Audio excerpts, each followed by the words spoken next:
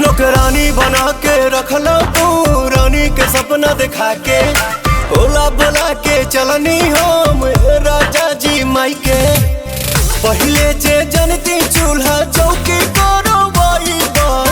नदिया किनार भेजी पानी भरो बाई कबो न बियाह बारा चैती आहो राजा मांगे न सेनुराटी कवैती आहो राजा कबो न बियाह बारा चैती।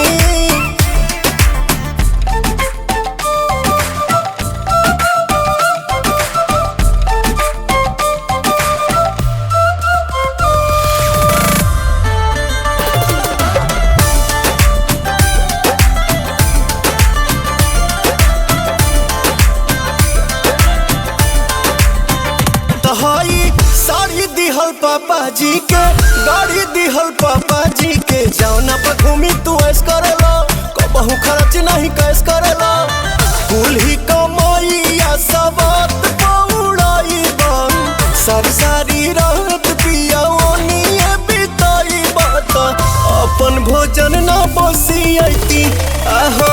राजा मांगे न सेनुराटी कवैती आहो राजा कबो न बियाह बारा चैती।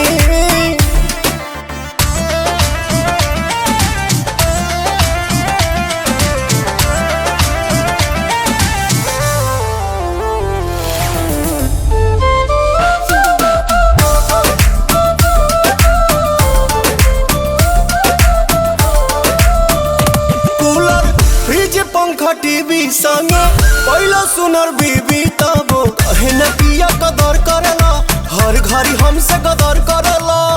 जननी न पवन पिया न सताई बन मेकअप से कप खाती हो